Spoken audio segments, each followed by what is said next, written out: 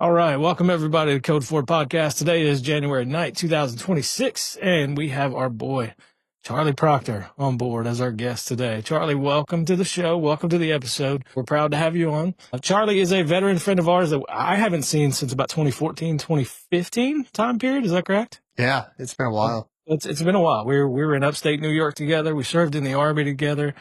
And now he lives in Ohio. Is that correct? I'm in IO. OH. Although lost. But Charlie just started a podcast, and he just launched recently. So we just got wind of that, and we decided to have him on as a guest today, and we are happy to have you on. Charlie, welcome to the show. Welcome to the episode. Your new podcast, you coined it the Unfiltered Hour. So tell us a little bit about you, and then talk about your podcast for us. So my name's Charlie. Obviously, I was served with both of you guys. But first, let me say thank you guys for having me on and everything. A little bit about me, background, obviously military background and stuff, 2 kids, hang out, just kind of go through a lot through life, coaching, working, trying to get out there, meeting new people, and just, and basically what happened is the Unfiltered Hour was created because, I really wanted to start like a movement for people. Like, we need to get out of our comfort zone. People wait to do things, and next thing you know, time is gone. Kind of like me with this podcast. I wanted to create this for so long, and I waited and waited and waited. And luckily, luckily I have 2 friends that did it. And then I started watching your guys' podcast, and I was like, that looks fun. That looks fun. But like Sal said, there's a lot to it. It's not always fun and everything like that. But I wanted to do this because I want people to come to reality with themselves and know that, like, hey, time is not on our side. You'll never get time back. So what we have to do is take the risk right now. Let's risk it. Let's get out there. Let's do the things we've always wanted to do. Not going to be perfect. It's not. I mean, with this podcast, there's a million things that I see that you guys do that I'm like, I need to learn that like today. And that's just the way that we get better and stuff. And that's kind of what this is. But I'm going to cover everything. Reached out to so many different types. I mean, we're talking sports, people like talking about the military. We're going to talk about people, just jobs, We're going to talk about my daughter's like, can we do makeup? I'm like, look, I don't know nothing about it, but sure, we can try. Do it. But I want a general overall audience. You know how you guys like have to find like your niche and get a certain audience? I really just want to draw anybody and everybody that really needs that push over that hump, and let's get you living life to the fullest. And that's kind of where the podcast came from. Okay. Nice. So like you coined it the Unfiltered Hour. Are you trying to keep it right at an hour, or what's your intent there? No, typically, so the hour, I mean, you got to look at it. Conversation, you get into a deep conversation. I mean, it's going to end up being about an hour, if not hours. But, like your first hour that you're talking to somebody, you're talking about some pretty deep stuff, and you're going to kind of dig into them, and you're going to kind of get things out of them that they wouldn't typically say to somebody else. And then typically after that, they're always like, okay, I need to kind of calm it down. I'm tired. I don't, you keep their attention for about an hour. When we first started this, Sal, we were recording like upwards of 3 hours at a time. Oh yeah. And we had to start scaling it back just because at the time we were using StreamYard, and anything north of that 2 hour mark, it blocked all the AI tools. The AI tools were not available if it was over 2 hours. So at that point we scaled it back to 2 hours. And now even when we have guests, you would think that 2 hours is a long conversation. It actually flies by. Like it goes way too fast. Yeah. Way too fast. Yeah, that's kind of what I fear. I do fear that I'm going to end up getting on here. Next thing you know, I got a 5-hour podcast, and I'm like, crap.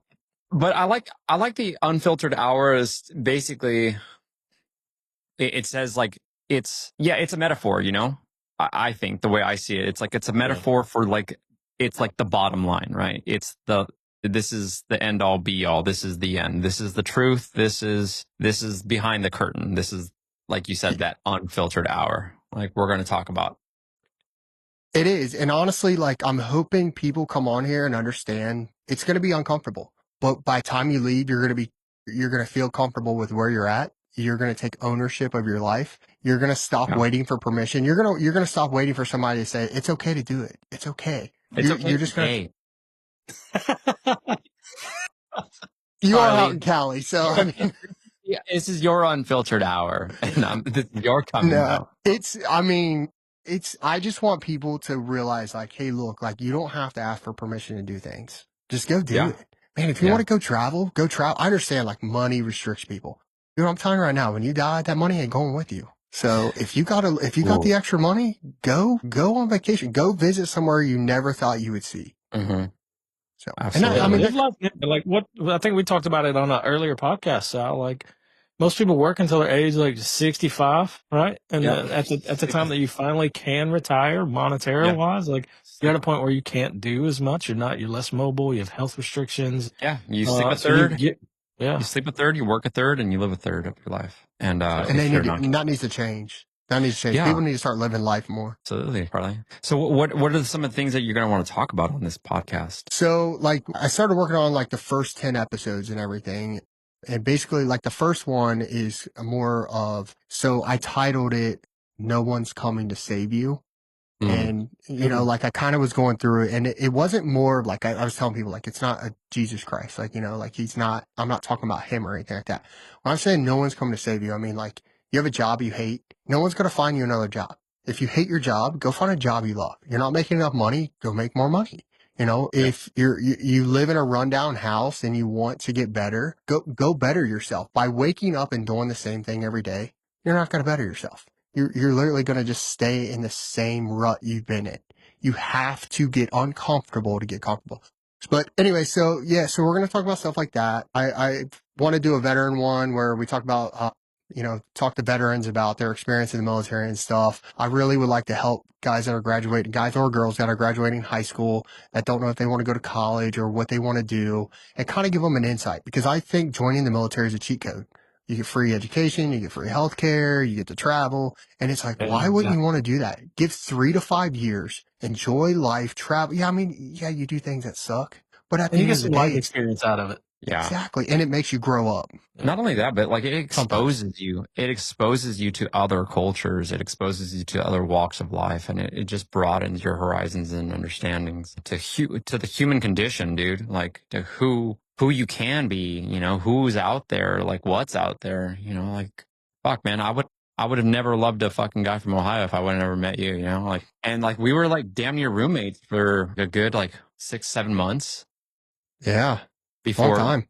before we split like companies and whatnot. But yeah, like there's just so much experience that you get from it, Ryan. Like so much experience. And you get forced mentorship as well. You don't have a choice in the matter. Some of your mentors may not be the greatest, but there are some out there that you're like, oh shit, you know, I learned a lot just from this one dude. Or But with even that, like even if you have mentors where you're like, okay, they're not the great, you can learn what not to do. exactly, you know, learn you a can lot more kinda- from the ones that are terrible than the ones that are good. Yeah, and it kind of defines you as a person. And that's where like when I moved back home, which I swore I never was going to do, but I did, and I don't regret it or anything.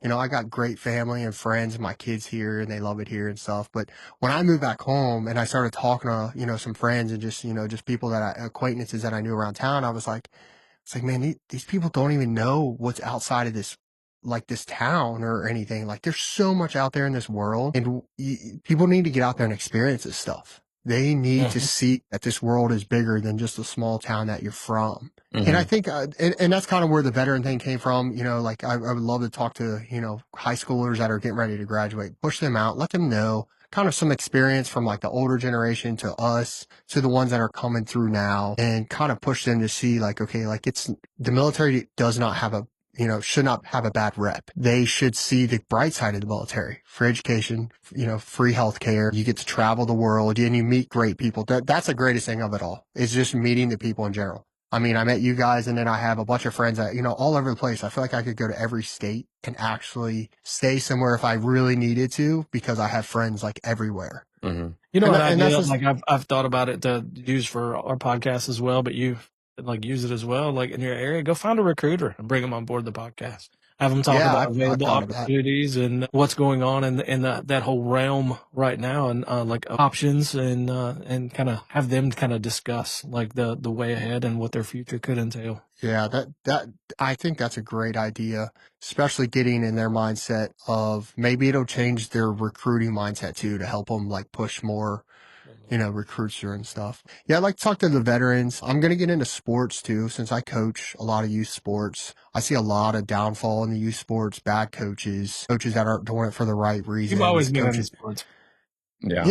Yeah, but I mean, I could talk about college and football. I mean, I love football and stuff like that. But I mean, parents need to understand, like, you should not let anyone just coach your kid because it throws an impact on their kids. I don't teach my kids just how to block or how to make a tackle. I teach them respect. You're not going to back talk. You work hard every day. You push, and they're like, oh, well, they're only 8 and 9 years old. Like, yeah, this is going to embedded in their head. So when they're in high school, they know they got to work hard. If they go to college, they have to work hard, or in the military. If not, you're just going to sit around and just be lazy. Like, that's not how you get ahead in this life. You have to teach discipline. But Absolutely. so sports, I'm going to talk about like youth sports, a lot of the work industry. I work for a semi truck company. We're going to talk, I want to talk to some of the guys about, what it's like, driving a truck, logistics, and then just, kind of getting people that want to talk about, their relationship, try to push it to where, what's going on in the world right now. I mean, I'm a single guy. It's not easy out here. Nobody wants to get married anymore. Nobody wants that family life anymore, but I have 2 kids. I have to set an example for these kids. I can't be just out there, hoeing around or anything like that. So so I'm just trying to do the right thing. But anyway, so that's kind of where the podcast is going to take off. And obviously I'm going to build from it there, but that's why I called it the Unfiltered Hour. I want it to generalize in anything and everything people are interested in talking to. One day I might be sitting over here talking about sports. The very next hour I might be talking about, let's break through this depression you have right now. Let's get over it. Let's figure out a way that we can get you back on track and make you a successful person. Mm-hmm. That's kind of where we're at. So have your kids watched any of your videos yet? Yeah. So my daughter watched the first one and my son did too. And they both pretty much made fun of me for it because like my first one, if you watch it, it is hilarious. I watched it 100 times and I can't wait for someone to make a meme out of it. But it's like, welcome to the Unfiltered Hour. My name is Charlie. My name's Charlie. I wasn't comfortable because I didn't know the audio, the video. Like I'm still working on video stuff right now. Right. I was just telling Ryan, I'm going to be ordering stuff. Yeah. Oh yeah. You are going to be ordering, dude. We have more. We could probably make 2 fucking studios with the shit that I have just here right now. It gets to be like, oh, this is going to be cool. That's going to be cool. This is going to work better. But like, it's just the basics that really just kick off everything, honestly. But you're right. Like, it's so much harder to get on the platform and just start speaking your mind because you're like, man, I don't want to sound like a dumbass. And I don't want to sound like I don't know what I'm talking about. Like, when you do know what you're talking about, you just don't know how to put the word from your brain into your mouth and into the speaker. So, and it's so hard to talk to a camera directly. That is like the worst part. Yeah, it is pretty hard, especially because like right now, like I see you guys here, but then I have my laptop here and it's just got kind of like notes on it. So it's like, do I look at the camera? Do I look at the laptop? The camera? Like, is my mouth too far away from the mic? Like, I don't want it too close because that's a terrible meme if somebody gets a mic next to my mouth, So I don't even pay attention to the camera. I just watch the screen and that's where you guys are so I can see your reactions. It's almost like I'm having a conversation with 2 people. Yeah. I feel like it's so much easier because like we used to sit here and Ryan and we would talk to the camera like this and like it was fucking weird to talk to 3 dots and you're like, this is fucking lame. So then like you turn it over and like it's such a better outcome that it just becomes more like humanized, like where you're able to talk to this. Yeah. I couldn't sit in a room where just a camera was recording me and just start spilling out and talking to it like a lens. Like, I don't know. I just can't do it. And we go back and we watch our episodes and it's like for anybody that thinks this is easy. Let's just delete the last 5, like the first 5. It's difficult, man. It's one like you have to carry the conversation and like you go back and we'll watch them and we're like, oh man, I should have let this conversation take me here. Like in hindsight, it's 2020. Yeah. It's difficult to do, man. It's not easy. Anybody that thinks this is easy, you're more welcome to be a guest. We'll see what you got. You'll sit there and like Ryan will be like, and that's where I feel, Sal. And I'm like, yeah. And then there's like a pause. It's like, and then like I have to quickly think about something and I'm like, oh, okay, So I oftentimes like have the things inside my head that I want to ask. And like, so I'm like half listening to Ryan sometimes and I'm like paying attention. And I'm like, okay, remember your point. Boom! Fucking It's not easy at all. Like, I've researched so much stuff, and like if I was a millionaire, this would be pretty simple because there's a lot of stuff I want to buy. I have like an Amazon cart that's like $35,000 right now, and I'm like, oh man, this looks sweet back here. I found like this little sign that says like on air with like a little Oh, yeah. timer. I was like, oh man, that'd be kind of cool up there. And then like my daughter comes down and she goes, you're ridiculous. Like you're a child. I'm like, wait a second, what? That's so funny that you have people in the fucking stands like heckling you, and those are your people. Those are your kids. Yeah. Oh yeah. It's funny because like Charlie, I still feel like you're 3 doors down in the barracks from me right now. Like I could walk in there and slap your ass or something like that and be like, get to the gym or something like that. Or like we always go on motorcycle rides. So it's so funny to see that in my head, you're still down the hall and you're still with the same. I feel like I need to bull- walk in the office and yell at you guys for changing the fucking temperature. Yeah. And then it's funny because then like in my mind, I'm young and in my mind, you're still young, but you have like 12-year-old kids that are like, Dad, you're a fucking moron. Yeah. Yeah. I have a little How old are your preteen kids now, Charlie? my daughter's 12 and my son is 8. He'll be 9 in 2 months. And my son is bigger than my daughter. Like Oh, he's a wow. big boy. Yeah. Well, I mean, Yeah, well, so right now he's definitely a big boy. So he had HSP, which is like a little virus that went through him, but unfortunately, like it kind of messed with his kidney. He had to go on a steroid, Oh, and the poor dude gained like 50 pounds, like Aw. fast. But they told him he was gonna have to. But now that he's coming off of it, he's gonna start losing it and everything. Yeah. But I mean, we embrace it. We embrace it real well. I mean, he knows he's clean. He does work out. I love the kid to death. 8 years old, almost 9. Kid loves to go over to the gym with me, work Oh, that's out and awesome. stuff. So he's a very motivated little kid and always wants to get better. Like you sports, he wants to get better at it. But yeah, when him and his sister go at it, I mean, it's pretty brutal. You That's know, funny. he yells, she stinks, she's this and that, and she calls him a cow. And I'm like, oh God, here we go. Like, and they fight pretty hardcore. They're at that stage, but they're expensive. Holy crap. Kids are expensive. Dude, it ain't gonna get any easier, bro. She's like, I can't wait to have a car. And I'm like, you got 4 years. She goes, I found a Chevy truck I really want. I'm like, oh, let me see it. I'm all for Chevy. Let's do this. Like 90 grand. I'm like, Oh, yeah. I think you understand this, but you're probably going to get a station wagon or the Honda CRV that's in the driveway. So, like, I'll tell you, talking about the kids in the podcast, like, when I had my daughter on for her episode, just recording with her talking about photography, I don't think she subscribed to our channel until that day. I was like, come on. Oh, your daughter Jordan? Yeah. Yeah, I saw the podcast. That shit was funny. I mean, they're at the end of the day, you got to realize like our kids are probably our biggest fans, but they're going to roast us the most. I mean, yeah. it's an opportunity for them to. So why wouldn't they? I don't have that problem.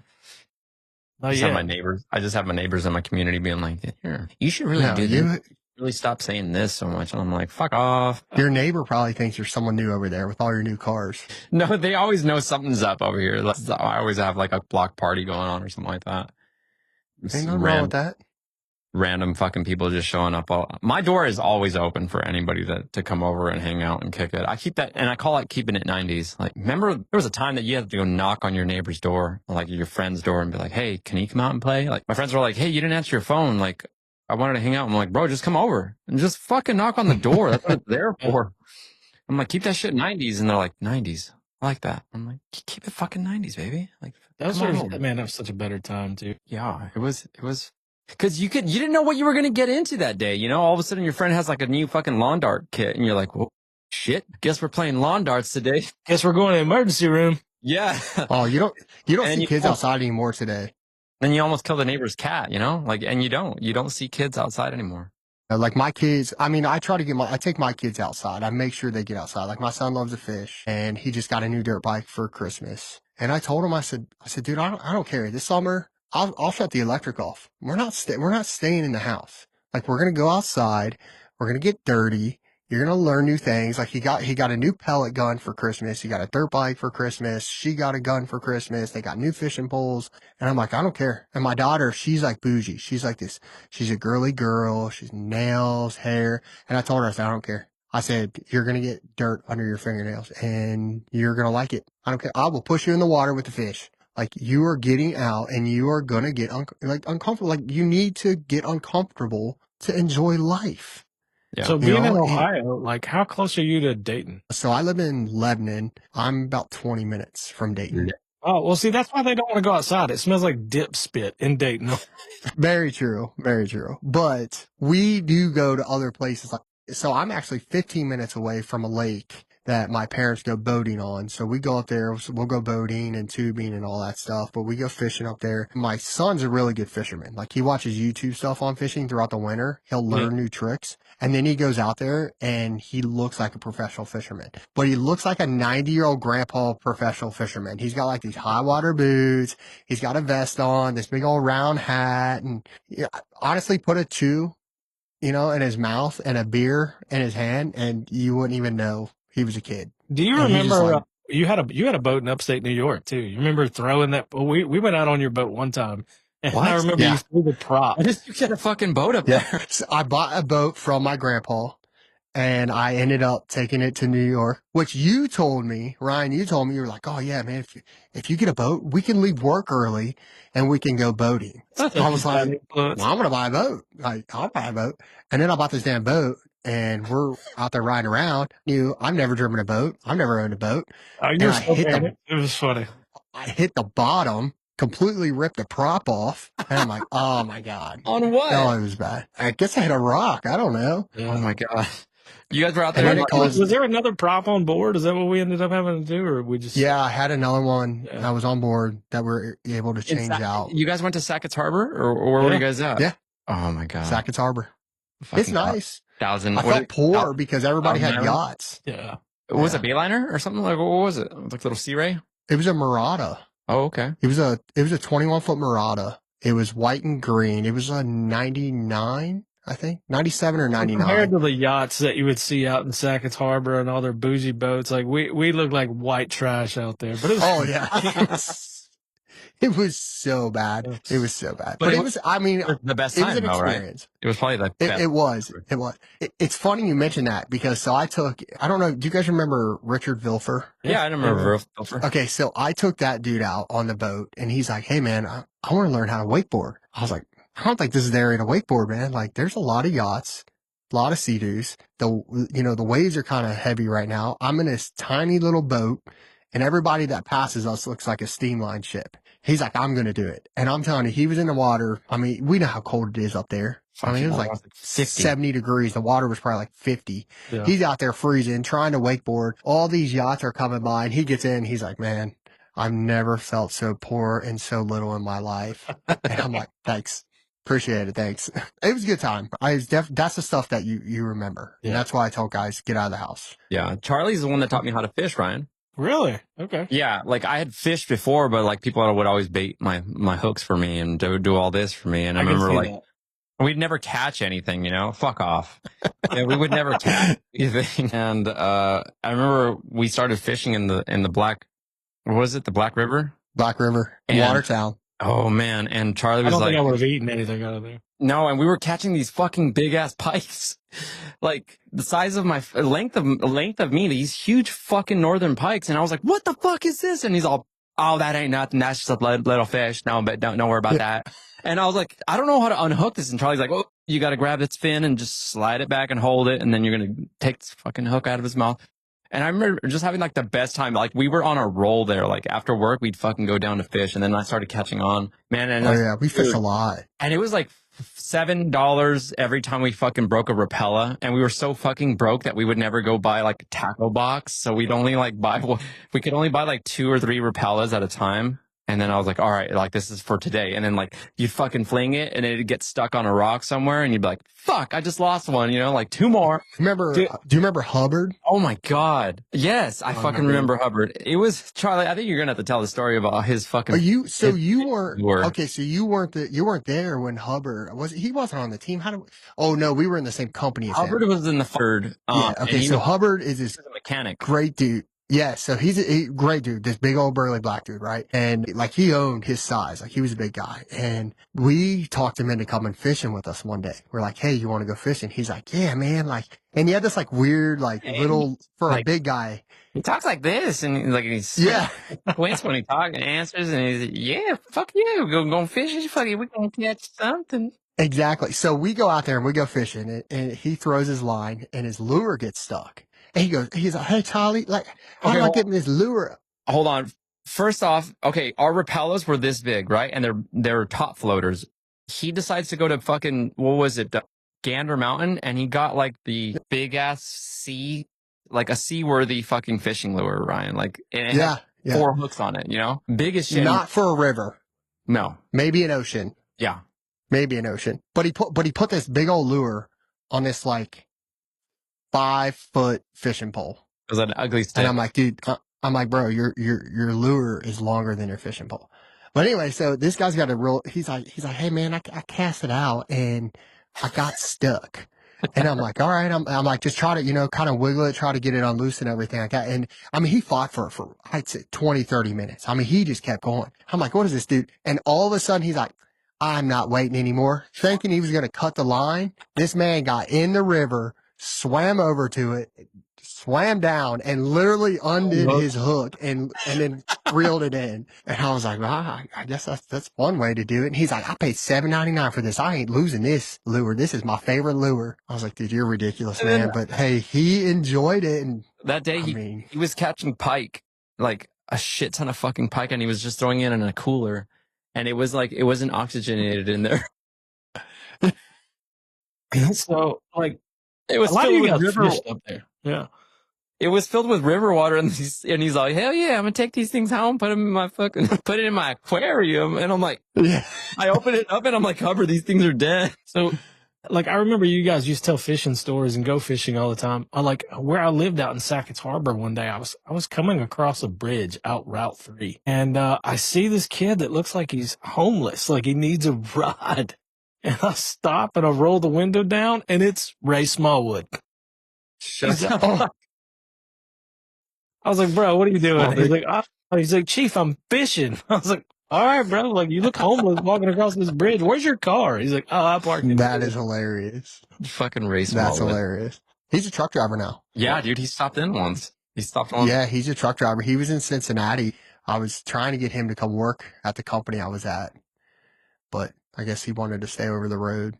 And I think he's out Colorado? Yeah, he's in Colorado or something. Yeah, Colorado. That is like the nicest guy in the whole world. Yeah. Like, oh yeah. If anyone ever fucked with Ray Smallwood, I'll fucking gut you like a good fish. Dude, definitely. He's got this like he's got this country look to him. He's got like this big old like beard, you know, the Duck Dynasty beard. I think the last picture I saw him, he had like a cowboy hat on, and I was like, what? When did this dude like, you know, embrace his inner cowboy and stuff? But no, he's doing really good. That's my little buddy right there for sure. Yeah, he's a good guy. We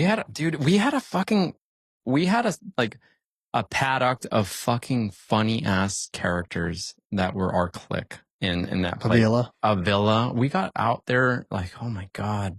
There's just the fucking stories like that show The Office. It was like The Office, and it was just constant fucking bullshit. And I can't believe that we were getting paid by the military to be there, and that Ryan let it go for so long, or that Mr. But the thing that he didn't disband. I mean, we got the job done though. I mean, that was the thing is we always got the job done. We did a lot of good stuff up there. And it was so crazy when they would come on and they were like, you know, your guys' office is like ranked number one drug team in the entire Army right now. And I'm just sitting there thinking like, man, for all the crap we do and we're number one, like these other offices, man, they really got to suck because we fuck around a lot, you know?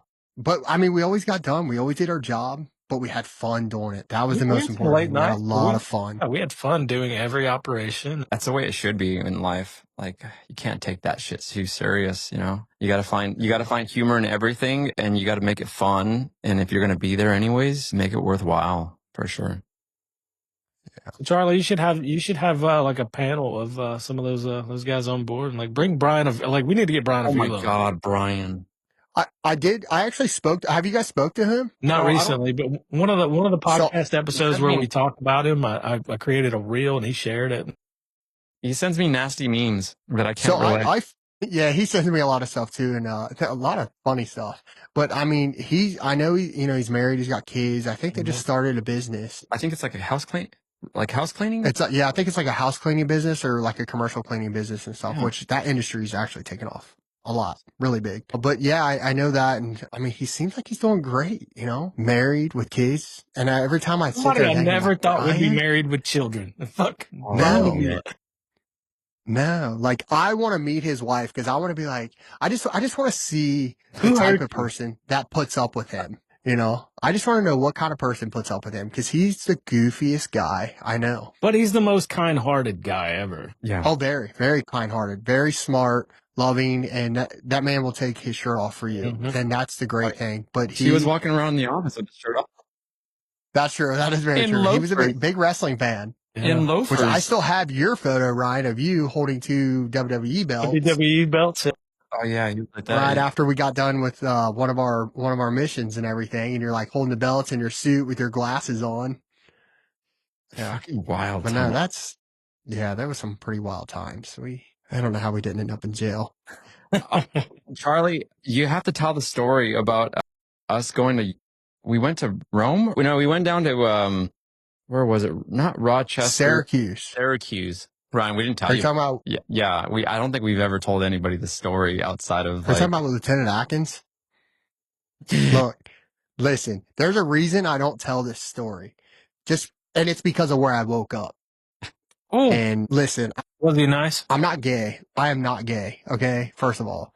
All right, so let me just say that. All right, so There's so much to this story. It's hilarious. From the very beginning, it's just debauchery, and then to the very end. I don't even know how. Like when we first got the drum? We were a part of the third. Lieutenant Atkins he had just come in from OCS, and he got stuck with us, and he wanted to do like a platoon bonding situation, and he was about our age, right, Charlie? Because we were older than most people, like most people in our platoons. Yeah, he was already. He was like he played college football and stuff. So he's like. Well, I remember because the house that I rented in Sackett's Harbor, he lived there with. Right. Yeah. Oh yeah, that's right. Yeah. He dropped his motorcycle trying to pick it up that one day. I remember that. A little victory. Yeah. Victory bike. That's right. Yeah. Yeah. And so we decided to go out as a platoon. It was almost like not an entire platoon size element, but it was like the cool kids that hung around with us. We all decided to go out to Syracuse, and we got so lit. And I remember we got so drunk that night, Charlie. Like we were getting split up between different fucking places, and we all met up. We all met up eating pizza, and then it was time to go home. And like, worst car ride ever. Syracuse was still like an hour and a half to 2 hours away from where we were stationed. And well, you tell that part of the story, Charlie. So we started to leave Syracuse. Well, first of all, I kept getting called a hillbilly. They're like, get in your truck and go back north. And I'm like, hell yeah. I'm like, you're a New Yorker. Like, chill. Like, calm down.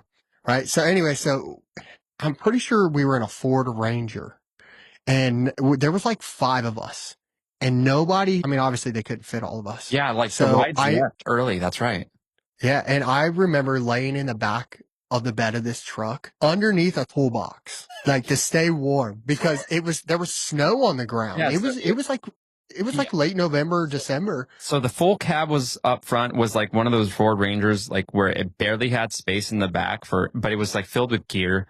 And the two or three spots up front were taken. And then there was there was 6 of us, and Lieutenant Atkins, myself, and Charlie were in the back of this fucking Ford Ranger. And it froze my ass off. It's probably like the worst. It's probably like -15, -20 degrees, and plus wind chill. And we're back there. We're just like fucking dying. And we're like, I think it's like 15 minutes into a fucking 2-hour car ride. And it started getting real fucking gay, man, because we were fucking just huddling back there, like trying to blow hot air into each other's faces to keep each other warm. Dude, like the field instincts kicked in. Like, come here, let's take your boots off. Let's rub our feet together. At one point, I banged on the cab, and I was like, stop. We ain't gonna make it. I was like, I'm not gonna make it. So I fucking like jumped over the front passenger seat and like slid into the back of the fucking that compartment where all the gear was at, and I just fucking fell asleep back there. I was like, all right, let's go. And I fucking ditched Charlie and Lieutenant Atkins in the back. We stayed in the bed of that truck the entire ride, and there was no Oof. cover. Like it was wide open. We stayed there the entire ride, and we ended up back at his house. Yeah. And so I remember, I'll never forget, we walked in his house and I think I saw 30 kegs and just beer cans everywhere. And I was like, okay, if you ever yell at me for my barracks room being dirty again, like you dirty. Which that's the house you that just- I ended up taking. No, we woke up morning. No, this was an apartment. This Oh, was okay. this was like when he first moved there. Like it was a small apartment. And I think he had 3 other lieutenant roommates. And I mean, there was just beer everywhere. And I was like, God, Lord, like what is going on? And then that's the last I remember.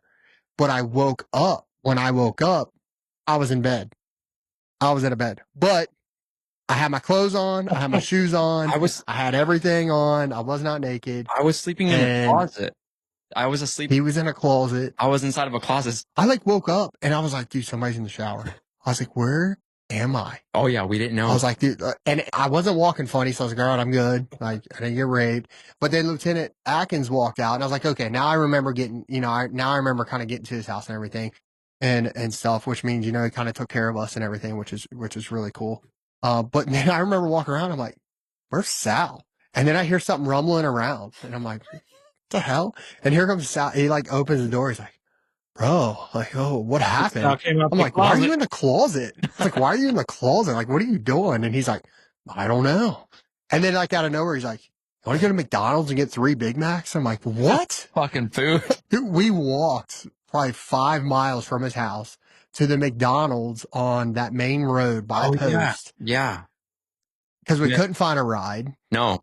And I wasn't married at the time, so I was probably when I first got there. And he was like, walked up, he's like, I'll take all the water you have and 3 Big Macs and 3 large fries. And he's like, what do you want, bro? And I was like, you're gonna eat all that? Like, dude, you're like 5'9", 130 pounds. Like, what are you doing? Yeah, that was a rough night. We Good had- times. We a had rough night. Fucking wild times, man. There's just things I cannot repeat, but it was so funny because we were violating all dash everything, like all the military, like UCMJ. Yeah, we should have been kicked out because we violated everything. But I guarantee minus the drugs and minus like anything like heinous. Yeah, we never did anything. well, that's what I mean. We didn't do anything stupid. We didn't drink and drive. We didn't do drugs. We didn't like kill anybody. I mean, yeah, we probably hung out with people because, in the military, like if you're a certain rank, you're not supposed to hang out with higher ranks. Right. But we kept it professional at work. Yeah. We got the job done, but we played after work and stuff. And I mean, I remember being hammered at your house, Ryan, going freaking karaoke, singing. Your son started singing Eminem and he's like rapping out and we're all so drunk. We're like, bro, you could go professional. Like, that was a good time too. Yeah. That was We had a rough lot of night, man. bonfires out in Sackett's Harbor. A lot, but you had the perfect place for it. I had 3 acres up there. Yeah, it was a lot of land. Yeah. I remember Brian just wanting to go over your house and mow the lawn. But he would, so And lay Brian would mulch. come over and And just mulch. mulch. He did. He came over and like one morning I woke up and I took a cup of coffee and I'm out on the deck and I'm like, who is this in my driveway? And Brian's out there in his house shoes. He's just laying mulch. He's just getting after it. He's like, He slept there the night. He's like, we're laying mulch tonight. He's all, oh, it's gonna be real great. You're just gonna have to, and we're gonna invest a little bit of time, and it's gonna be, we're gonna die. Brian, to if you're sleep." watching, we love you. We do love you. And we guarantee you're still laying mulch. Oh yeah, 100%. Oh yeah, like he took pride in that. He's like, What is this? This is like some kind of a Kentucky bluegrass, maybe. So he was a worker too, though. oh yeah, He was definitely, he was a worker. Like he definitely was a worker. He used to help me out a lot with a lot of stuff. And I remember him being at your house and then he'd go into work and work hard. And like I went to his house in Rhode Island and he would help his parents out there. And I mean, when he was there, sun up, sun down, like he was always trying to stay busy, helping them out and do anything. So he was definitely a worker. I mean, he didn't really I don't think he really liked the military side of things. Like, 'cause, No, you try to push him to the promotion and he's like, nobody wants to get promoted. Nobody wants that extra work. I'm just going to stay where I'm at now. But like outside the military, he like really worked. I mean, he was good at what he did in the military, but he was like ready to go. But he's a very thoughtful guy too. Like I remember he went Yeah. on vacation to like Aruba and he came back. I still have this Aruba license plate. I don't know if he stole it off a car, But he brought me an Aruba license plate. I have it around here somewhere. He did. I have one too. He did. Because I was sitting there looking at it and I was like, hey man, I was like, this looks like where the bolts go. He's like, yeah, to take it off the front of the car. He's like, Brian got the back one. And I was like, oh, thanks. Glad you thought of us when you stole it. Plate. Yeah. But he goes a lot. He goes to Aruba a lot. Oh yeah. Like he saves up he would save up and he would live really frugal so he could save up and just go to Aruba and just party it up and live it up out there. But I mean, that's what you should do, isn't it? Isn't that something like everybody should do? They should travel. Yeah. I would have never had these times had I not joined the military and been put in that fraternity of brothers. I remember this fucked up one time, Charlie. Fuck you for this. To this fucking day, fuck you. Here we go. So Charlie hits me up and he's like, hey man, I'm fucking riding home from fucking Ohio and I'm by myself. I'm on my crotch rocket. Gosh. And I was like, and at the time I had my crotch rocket that I had driven up there from California. Charlie's like, hey man, can you meet me somewhere? I'm dying, man. I need somebody to ride with. And I was just like, yeah, man, well, where are you at right now? And he's like, I'm going to be in Rochester in 2.5, 3 hours. And I was like, fuck, dude. I woke up in the middle of the fucking night. And Rochester was a 2-hour drive. Yeah, and I rode down to Rochester and I'm sitting off the highway and I'm like sitting there waiting like I'm on an off ramp because he says he's on this fucking highway and he's gonna be coming, you know. And at the time we didn't have smartphones just yet, so like we couldn't do like GPS tracking. No. We didn't have GPS tracking on each other, and I thought so. He's just pulling over and then texting and then updating me or whatever, and we weren't on the same fucking highway, Ryan. Okay, so first of all, how it happened. So how it happened was, okay, so from Watertown, where we were stationed at Fort Drum, to my house in Cincinnati to visit my parents was 12.5 hours. About 12.5 hours. Fuck. So my platoon sergeant at the time was like, hey, everybody's on a 4-day. I was like, can I put in a pass so I can leave? And they're like, no, it's too late.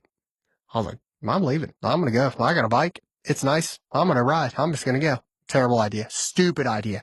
I rode my motorcycle literally 12 hours from Watertown. Like if it was a cruiser, I'd be cool. Yeah. But like a crotch rocket, I almost died.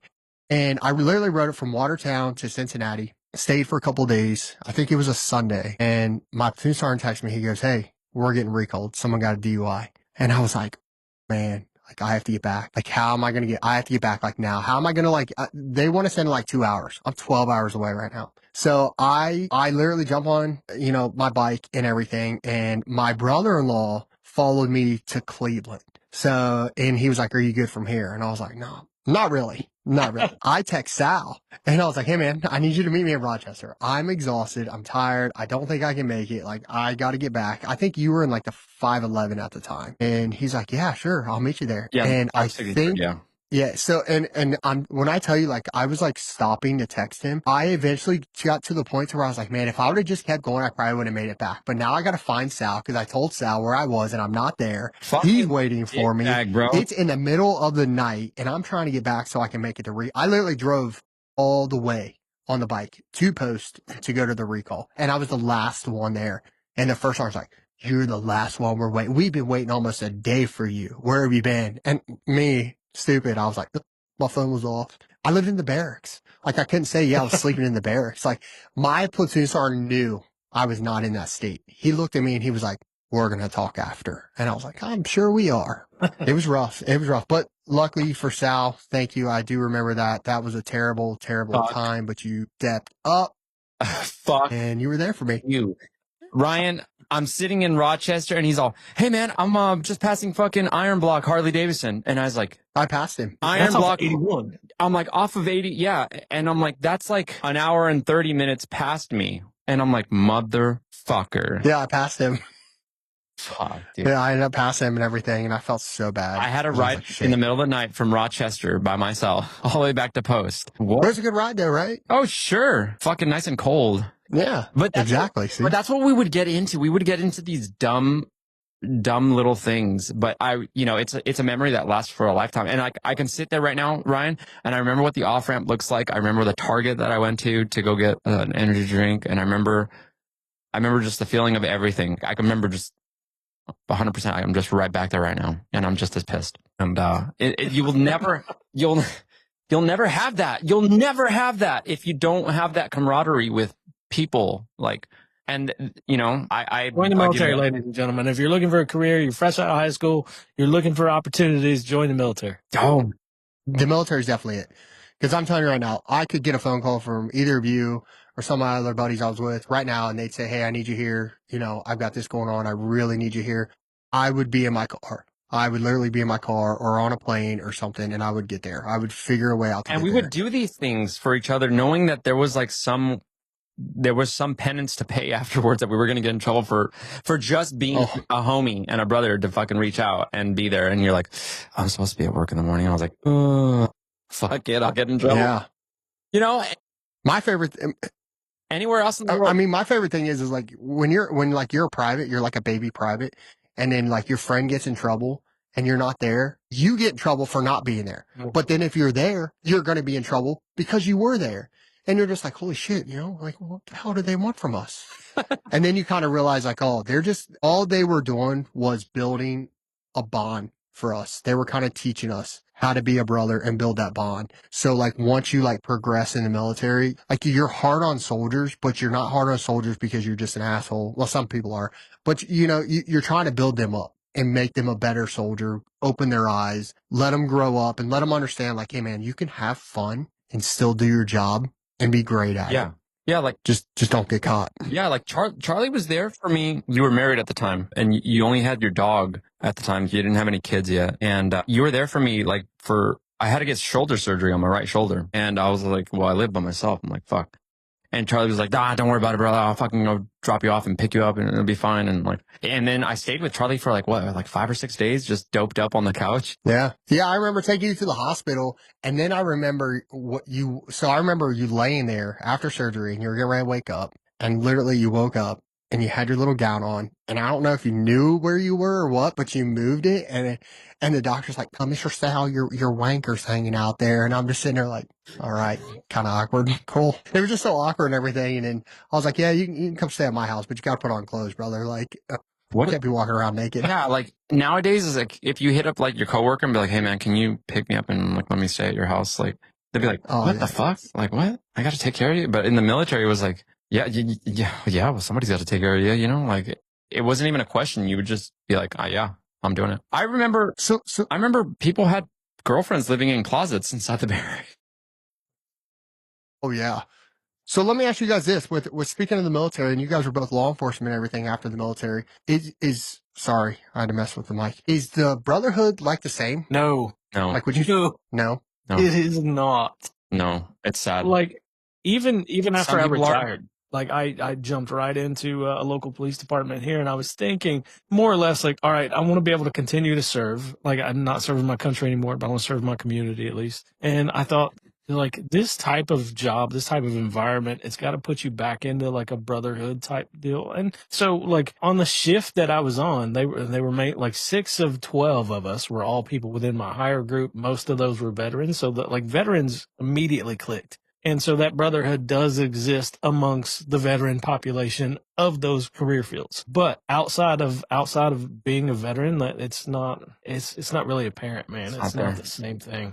It's not there. So when you got, so let me ask this. So when you guys got out, and this is something I struggled with like really hard. When you got out, you know, like how did you guys find that purpose? Like what, like, you know what I mean? Like when you were in the military, you felt like you had a purpose. You had brothers, you had sisters around. You could count on literally everybody around you to always be there for you. So when you got out, like, and I know a lot of veterans struggle with this, like, how did you find your purpose on the outside without the military in your life? I mean, for me, that's a difficult answer because I still don't think I've found it yet. But that's okay. Like sometimes so I'm a Christian, I believe, but I think certain times that you're in seasons and you may not have a purpose at all. Maybe God's purpose for your life right then is to find rest and discernment and kind of process some things and some life choices that you've made. Like I believe that you'll get to your purpose, but you may not always be in a season where you're exercising within your purpose. So how do you get around that though? Like, okay, so the reason I ask, and this is another probably episode I'm going to do, is it's about like depression, and stuff. And it's it's a very uncomfortable conversation for a lot of people, but I got out, I was depressed. Like I was extremely depressed. I hated life. I hated everything that was going on. I could not figure out what I wanted to do. I didn't know, do I go to college? Do I join a police academy? Do I go to a trade school? Like, what do I do with my life? Like, I have nobody to tell me what to wear, what to do, what time to be. Like, no more motor pool Monday. Like, no more briefings. Like, it was just, and I was just like, I felt like I had all the time in the world and I didn't know what to do with it.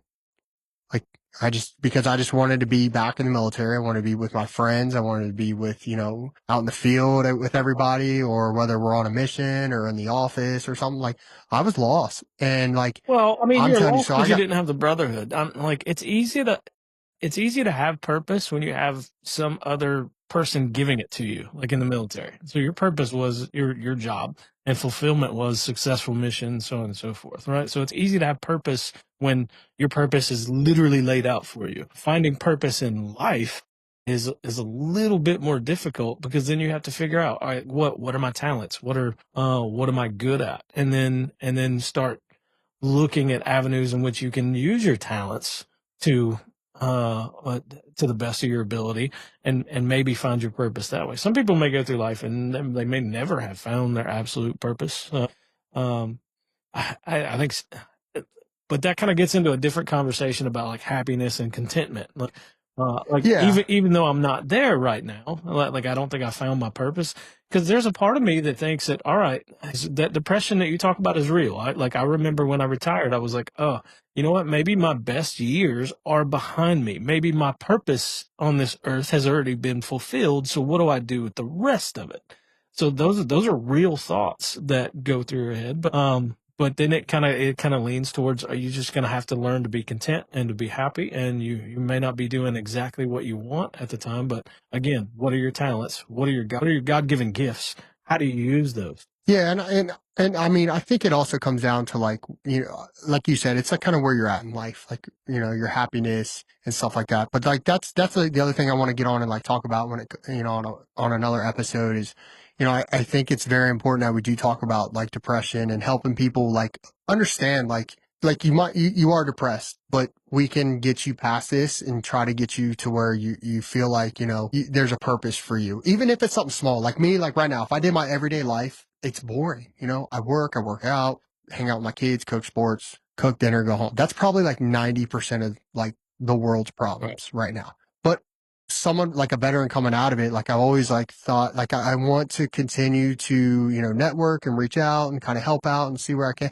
And that's kind of where the podcast also started to come from too. Cause it's like, most people you just need to sit down and have a conversation. And I think the more you talk about it and you hear like what's going on with your own life or other people around you that can connect with you, it's going to help them. And I think it's going to kind of open their eyes, and it's going to make them kind of realize like, hey, I'm not the only one out here. Like if I just, set a goal, keep fighting to reach for it, you're going to fail. Understand failure is not the end. It's just a small little bump. And then once you get past all that and you learn and you see this success, it's all worth it. Mhm. So It's all worth it. So prime example, like when I retired, I'm gonna be honest, I got super depressed when I retired from the military. Like that's for 26 plus years. That's all I knew. And so like I panicked. I jumped right into, I was like, all right, what am I good at? I knew what I was good at already. I was good at being a cop. So let me go do that. And so I jumped right onto a local department, and I was like, all right, these are my gifts. These are what I'm good at. These are my talents. So let me leverage those and see if I can. And I was chasing happiness. I was chasing purpose. I did not find it. So finally I was like, all right, well, maybe my purpose is beyond this right now. Maybe this is not for me. Like maybe it's time to let this go and to find out what my next journey is. And so I'm still chasing that. You know what I mean? And that's part of the journey. Yeah, but I do think you're on track for your purpose. And I think a lot of people are lost, and I think you try new things. You're not scared to get out of your comfort zone. And same with you, Sal, like, man, you're killing it out there. Oh, thanks. I'm telling you right now, just the stuff that I see with the K9 and just everything that you're doing, like it's pretty motivating to see the success you've had after the military. Yeah. And you're a prime example of somebody I would share stories about to like the youth generation. Like, look, if you do 5 years, you get out, you don't like it, don't stop. Yeah. It's not over. You serve your community. I see the canine that you work with all the time. I see all the training you're going through and everything. And I know your job's not easy. I know it's not easy, but it's, it's very rare to find people that stick to it. Yeah. As long as you have. I appreciate that, Charlie. It means a lot coming from you. And Ryan too. I think I avoided depression because maybe I'm just too stupid to understand what I was going through. If I'm going to be fucking honest, and I'm always going to be honest here. With the help of Sarah, Perry, and Ryan, they allowed me to do the perfect transition to law enforcement. I'm going to be honest, there was a huge risk leaving the military for law enforcement because I had an idea of what law enforcement in the civilian sector was going to be like. And I was putting all my eggs in that basket saying hey, and once I got there and it wasn't what I thought it was going to be, I was like, well, I'm already fucking here. Got to make it fucking work, because I can always go back to the military, but let me just see this through. It was about 9 years that when it hit me and I was like, man, I'm not happy where I'm at. And I was really kind of pushing off because I didn't have the brotherhood. And so I was like, I just kept myself busy is what it was. I was just I was so fucking busy with everything with bodybuilding and the law enforcement that I found those purposes. Busy means distracted. And I was a distraction. And I was keeping 100%. keeping myself distracted with all these other things where the way I looked at it was okay, this will be what pays for the bills. This is the job that's going to pay for my house and my car and my food and my insurance and things like that. And I'm like, okay, what are the things that make me truly happy? And it's I love building cars. I love running. I love fitness, and I love traveling and trekking and all these other little things and cutting hair and I just kind of dove into those things, and I was keeping myself occupied with the things that I love to do on my time off. And I was burning the wick on both ends, really. And it was starting to burn me out where I was I started thinking about that 1/3 method that I cling on to. And it's you sleep a third of your life, you work a third of your life, and you live a third of your life. And some people say that some of the old people in history used to only sleep 3 or 4 hours a day. And I was I think I was sleeping 8 or 9. And I was you know what, fuck this. I'm going to start sleeping 6 hours. And then that allowed me to do more things and more things and more things. And I got to a point where I fucking got burned out, and I was look, I better love law enforcement or I'm going to make a change here. And I took a chance in switching to a different department, different agency altogether, different style of policing. I went from being a city cop to a county sheriff deputy, and my world changed 100%. It's totally different too. It changed 100%. Just yesterday, the sheriff was hey, do you want to come and have lunch? And I was sure. And first thing I do, I walk in and he gives me the biggest fucking hug, gives me a big bear hug and just holds on to me. And he's how you doing? And he's I heard about your mom, heard about this, heard about that, and I'm oh, I'm doing good. He's well, you need time, just go home right now. And I'm no, I'm good. But I found a brotherhood again, and it wasn't immediate. I had to fight for those things. And sometimes you don't know what life is going to throw at you. I think my purpose is to help people. I'm not tech savvy. I'm not, maybe I could be a motivational speaker, but who the fuck is going to listen to me? Because it's just going to be filled with a lot of the F word, and you're lazy and you're fat and get off your ass, I listen to you every day, so. Oh, thanks. But yeah, so I don't have that platform that I could do that. But this platform is that for me, law enforcement, where I get to put, foot to ass in the problems of this world, where I can make a small dent every day and make my life count. And that's just for me. It's what it is for me. It's not for everybody, but I feel it does give me purpose knowing that I helped somebody that day or fix something for somebody else. But it's not who I am. This is who I am right here. It's doing this.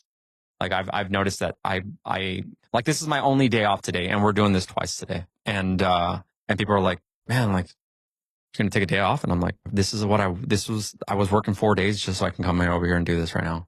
So I think people just need to understand that life isn't always going to be what you think of it in your head. It can be for a select few, if you throw all your chips in one bag, and God help you. I hope it works. But oftentimes, you work a 9 to 5 that's not your passion. You're good at it, but it's not your passion. But what you do afterwards can be passionate, and it can be everything that you want in this world, shit, I want to be a fucking helicopter pilot, bro. I don't have the time to go. Hell yeah. I don't have the time. Hell yeah. If something happens to me, like that's the first place I'm going. Like if I get fired or if I can't do law enforcement anymore, I'm going straight to pilot school. Like I don't care how much it costs. I'll fucking take a second on the mortgage. I don't give a what. I'm like, I will get behind the stick of a fucking Huey one day and just fucking. I think you should do it anyways. No, trust me. Like it's already like I've already been trying to figure this all out with the time that I have and whatnot. But like, trust me, I'll it's hang coming. off the side, but I'm not flying.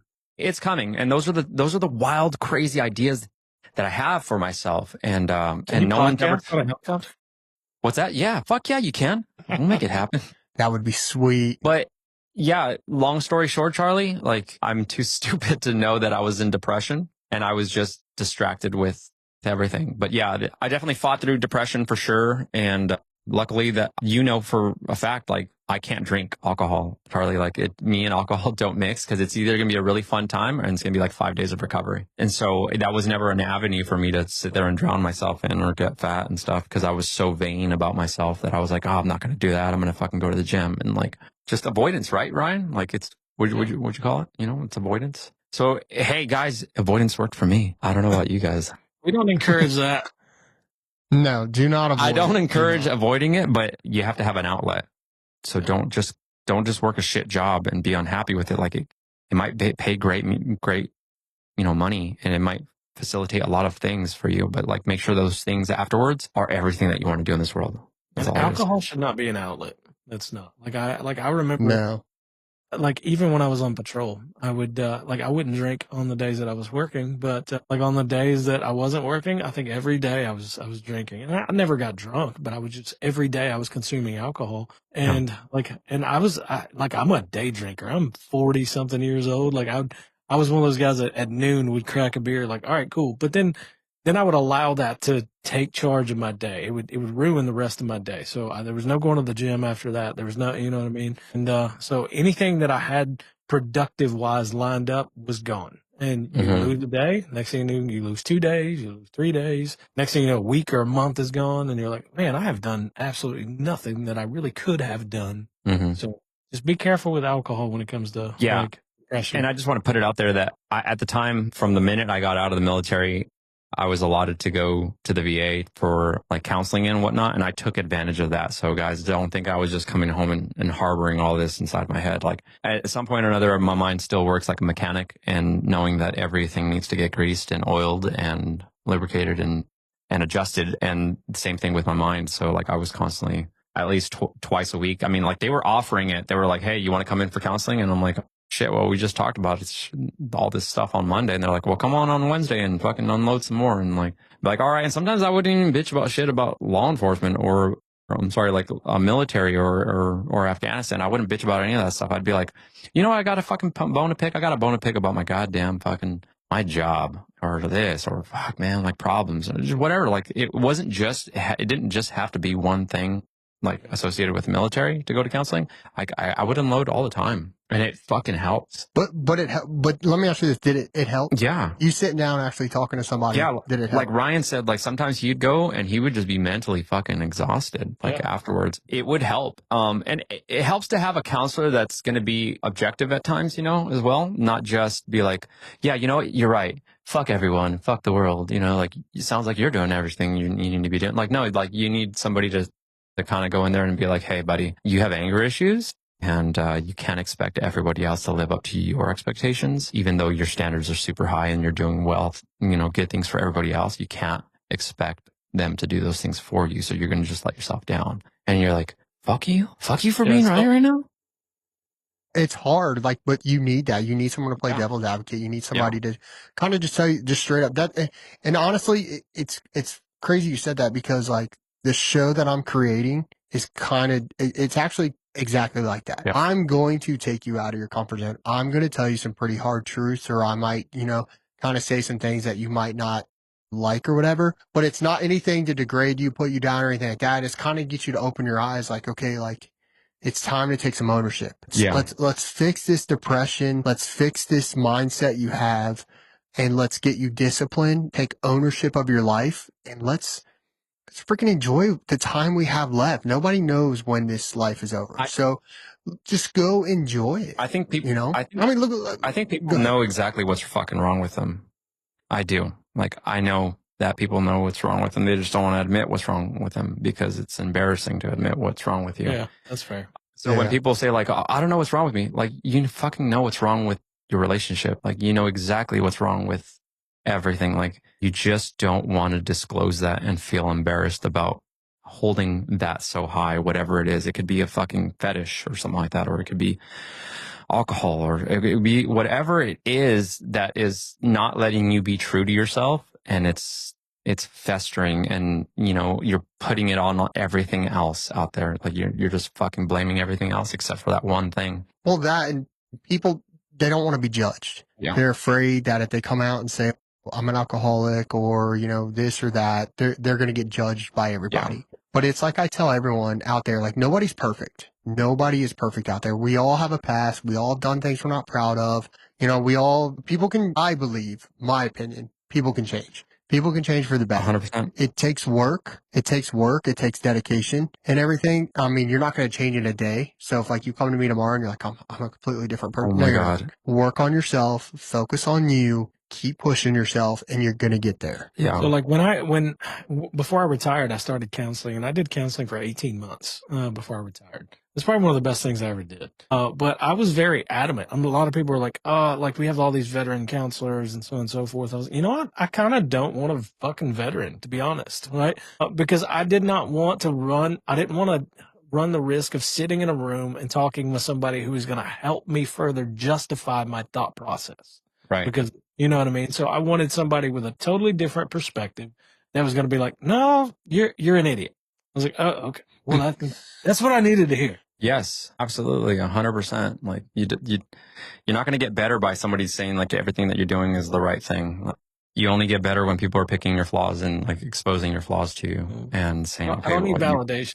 You can work on these things. Yeah. And it's okay because we're all human and we all have our fucking problems and stuff. I just really think just people are just embarrassed, and fuck everybody else. Like, it's embarrassing. Well, whatever. Like, you're not paying my bills. Like, so whatever. Just be true to yourself. But yeah, you can, Charlie, you can fix yourself. You can. You just have to be honest. And that's I think. I do. I work on a lot of things for myself. I've changed quite a bit in the past few years. Not just. No, I know that, but I'm saying like for myself, like I have changed. I went through a dark path and I was doing some things I'm not proud of. You know, there's a lot of things like when I was married that I wish I would have done better and stuff, but her and I get along now great. So I can't really argue about that stuff, but there's a lot of things in my life that I'm like, man, you know, if that didn't happen, I wouldn't be the person I am today. But the reason I am is because I own up to it. I accept it. Yeah. I don't let anyone bring it down. Somebody can mention something about my past that is bad, and I'm like, dude, I don't even care. That's over. It's done. Yeah. You know, and that's kind of the way that I look at life now. I'm going to take risk. This year is all about risk for me. I'm going to do things that I never thought I could do, or thought, you know, things that I've always wanted to do. I'm going to do it this year. I'm going to make it happen. Do it, buddy. Do it.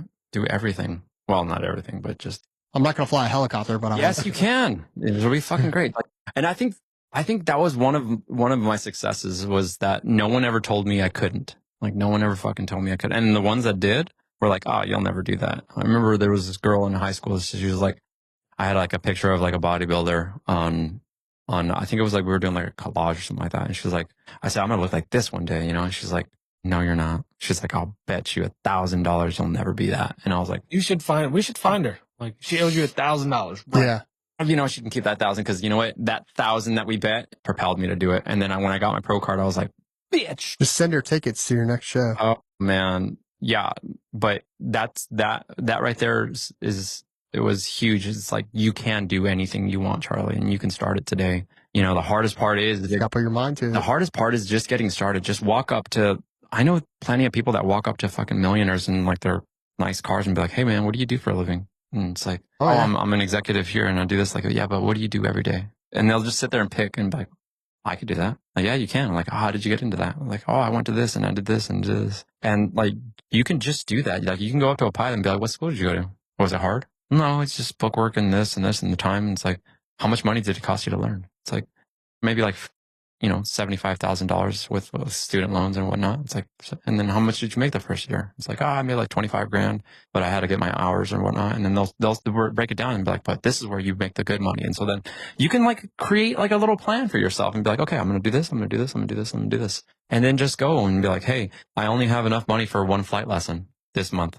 and I'll do that. And then before you know it, like 3 years goes by, and guess what? You're a fucking helicopter pilot.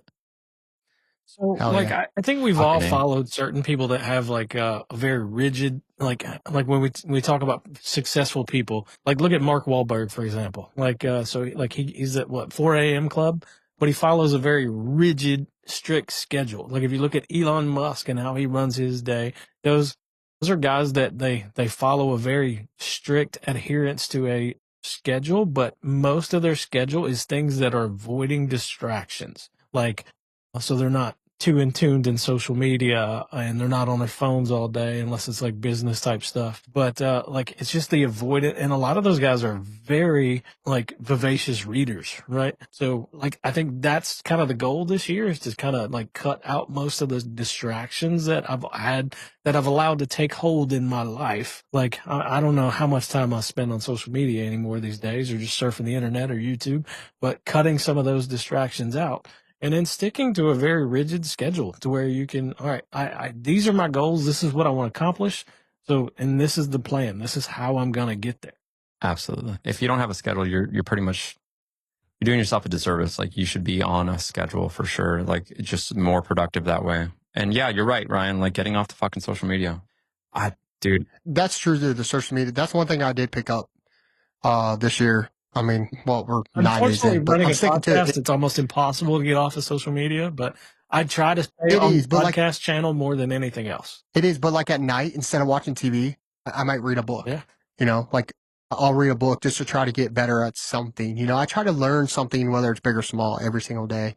Just because, you know, there's a lot of things in people's life. Like I focus on retirement. You know, I want to buy a house this year. I got kids that I got to deal with and stuff. And I always think about that stuff. But I mean, you're right. Social media, TV, put it down. Like, what you else know? is a distraction in your life? Honestly, what would you say that you've allowed to take root in your life that could be a distraction that keeps you from your goals? I don't think you want to know. Let's talk relationships. Oh man, that's one. No, one thing we haven't done on our show either is talk about relationships. Yeah. I am gonna do an episode of relationships, but there's like a whole thing behind it. But honestly, like I will get lonely, and I'll start jumping on these dating apps, and I'll like want to. Fuck it. Now, I don't want to say it's like for the wrong reasons, because like if I ever found the right person, you know, I would continue to pursue it and stuff like that. But I always end up like filling a gap. And then once I get distracted with like, whether it's, you know, dealing with the podcast or work or sports, I put it to the side. And honestly, that's not fair to the, though. yes. It's not like you're chasing love, but you're chasing to get rid of that loneliness off your back. Exactly. But to me, I feel bad because it's like, it's not fair to the women. And that's a distraction for me. I shouldn't use that to, you know, to just fill in the gaps or whatever. Like if I'm actually if I'm out there dating, I should date for the right reasons, which I do now and everything and stuff. But, you know, like that's a distraction. Just because like there's times that, you know, I'll sit around. I'm like, man, I really like to go out to dinner, and, you know, I could go alone again, which is fine. I don't mind doing, but sometimes, you know, you like that company. Dude, sometimes and stuff, I love eating. Yes. I Yeah, was just gonna say I that. do. Go to a restaurant, order a steak, sit there by myself. It's great sometimes. I do the same thing. And honestly, it doesn't really bother me, but there are times where you kind of just want someone just to, you know, shoot the shit with. You know, obviously I should probably call a buddy. I typically will like find a female friend, like, hey, you know, you want to go grab some, you know, let's go grab a steak and a drink or whatever. But I don't really drink anymore or anything like that. That's a distraction that I kind of killed, which is pretty good. But other than that, like the distractions for, I'd say this year is none. Like I'm seriously focused this year. I'm going to get back on track with everything. I've had surgeries that kept me down. I've had, you know, just stuff in life that's happened to me that's kept me down. And I'm not using it as an excuse. I did then. I'm not now. And I'm going to make sure that this year is the year that it's going to be a shining year for me. It's going to be hard and expensive, but it's going to happen. Yeah, they will for all of it. I have faith in that. But I do. was just talking to it was either Courtney or Sal. I can't remember. We were having this discussion the other day. But when I talked about alcohol consumption, like I read something that alcohol consumption across society is down like a lot. But I don't know how big that number is skewed. You know what I mean? So I guess a lot more people are turning away from alcohol. But are they turning away because, and I haven't seen any studies that say otherwise, but are they turning away because like things like marijuana and stuff are more prevalent and legal in a lot of cities and states? So that I don't know. Hopefully it's the avoidance of alcohol. Yeah, I mean, people need to. I think people are starting to go away from it. I have noticed a lot more people are getting into fitness, you know, and I think it's a good thing for some of the right reasons, but like I've seen a lot of kids on steroids too. And I'm like, guys, you don't have to do that. I know a guy, aka Sal, that can literally put you on the track that you want to be on to be fit, to, you know, build the muscle, lose the fat, stuff like that. Like you don't, like I understand you want to follow Sam Sulek and, you know, you want to be like Ronnie Coleman and all that stuff. Like that stuff, I mean, they do that professionally for, like, that's their life. There's no money in it. Like you are There's no 19, money in it. like you are 19 years old. You do not need to be on steroids right now. Like, especially at 19, your pecker's going to fall off. Yeah. Yeah. But I mean, I'm glad to see society taking a turn towards that. I do, like when I go to the gym, I see a lot more people in there. I see a lot of younger generation that's in there. I started to see a lot of older generation. Sometimes I'll go at 4 or 5 o'clock in the morning and you'll see the older generation that's in there working out. And I'm like, dude, that's fantastic. You know, they're taking charge of their life. And that's where people need to do. Just for clarification, who are you fucking considering the older generation? My mom, 65. Just making sure. I'm just making sure. Yeah, I love your you mom. haven't even hit your midlife crisis yet. I love your mom, Colleen. She's fucking awesome, man. It's Colleen. That too. Colleen. Yeah, She knows what I mean. She'll be 65 this year, and I love my mother to death, but I think it's hitting her. Like she's like, look, I'm old. I'm like, I mean, you're not a spring chicken, but maybe it's time to start living life. You know, it's time to get out. You know, you've worked your whole life For Edison, or what? Not Edison, Like- GE, right? No, so my mom actually, she used to work for a place called Synpax. She did that for, I think, like 20 years. Got out. She started her own daycare, which, you know, running a daycare with kids, I mean, that's gonna age you. And obviously she didn't do the daycare right, because, you know, if she would have done it Minnesota style, we probably would be millionaires right now, but, you know, we're not. No, I'm just kidding. No. But like even my stepdad, you know, he does a lot of electrical work. He works on, you know, equipment, for restaurants. And I mean, I can see him coming home and he's just drained anymore. And that's where, like, when I see these guys at the gym and they're like in their 60s and 70s working out, I'm like, I want to be that guy. Yeah. You know, I want to have enough energy that I can play with my grandkids. I can go to the gym. I can take care of my health. You know, I can control it to a certain point. After that, I believe it's in God's hands. But I want to be able to do my part so maybe he can bless me with his part and then give me extra time on this earth. So there's a guy at the CrossFit gym that I go to, and his name's Hal. Shout out Hal. I know you're probably never gonna see this because you don't have social media anyway. But like he's a coach there, and I want to say he's 73 years old, and he coaches CrossFit, and so it's kind of cool to see him because he's like the old, like I remember before he became a coach when he was just one of the athletes that would show up for the classes, and he was like, just seeing him in there was probably the most I don't care if you were the fittest. And the most motivating thing that I would see would be Hal over in the corner grunting as he's lifting the bar. You know what I mean? I'm like, yeah, that dude right there, that's powerful. I don't care about you over there changing your shoes for the second fucking time. Are you sure? Because you are a shoe guy. I'm a shoe guy, but I'm not I mean, one of I those guys that remember- changes shoes during workouts. Like, no. Listen, I remember packages getting showed up at our hooch, and it's like, what is this? And it's like, oh, I bought 3 pair of jeans. I'm going to hang them in the closet so the wife don't see them. And, you know, it'll look like it'll blend in. And I'm like, oh, what the hell is this crap? You're a shoe guy. Yeah. So I used to have stuff delivered to the office just for the purpose of like, all right, I would leave it there and I'd take it home and I would set shoes in the bottom of the closet and out and just so they were visible, but I wouldn't wear them for like a month. I had like a rule, like a month was the minimum. Once that month had gone by, then I'd put those shoes on. And I remember my ex-wife, she'd be like, did you buy new shoes again? I'm like, no, I've had these. I'm not lying. I've had them. They've been in the closet. That's right. I mean, touche. That's right. I've had these for like a year. What are you talking about? Gaming the system. I told you. I'm gonna have to get one of those. I'm gonna I'm gonna get off here and spend some money. I already We'll know send it. you a list of the equipment that we know that works, and then you Yeah. just go wild. Yeah, I'm gonna follow you guys. I've already called Verizon. I'm gonna update my phone to the 17 Pro. That's the way to go. I'm probably gonna go buy a Mac laptop. And then like a new stand. I already ordered a desk. I literally took my kitchen table down just so I could pull my desk in. Oh yeah. Honestly, And it's literally the they're like $20 fucking holders, huh, Ryan? That are like the best fucking cell phone holders. Shit, you not like this. The one I have holding mine right now is like $15 on Amazon, and it's 3M, and it uses the MagSafe back of the phone. Charlie, I spent like $2,500 fucking dollars on all this gear, maybe more. $20. was it worth it? 20 What is fucking that? dollars. It hangs. So it hangs on it adapts to the back of your iPhone, right? And then there's like a small little clip over here, and then it fucking just hooks onto your laptop or wherever, and it just fucking points and it holds it there. And So I see the camera's moving with you. Is that like something in the camera? Once you go to or- Apple, because right now you're using a Samsung computer. Once you go to Apple and you're using Mac, when you connect your phone to it, you're going to be able to select center stage. So center stage is going to create it where it follows you. If I turn my center stage off right now, it's going to back me up. If I turn it on, it's gonna pull me back down into but that's just using those Mac compatible products. And then there's like studio lighting where like if you see it gets darker in the back, the phone does like a lot of like cool things. Or if you want to like to really zoom in with the telescopic lens on the camera on the phone, you can do that. Like it does it all.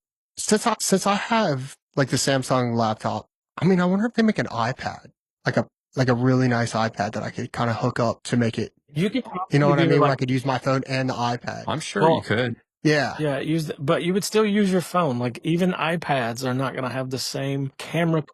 Oh, really? iPads? No, yeah, you need the phone. The phone is the ultimate thing. Like I think the next step up is Ryan and I buy this fucking camera that's like $4,000 that will only outdo this phone. Still do mention that.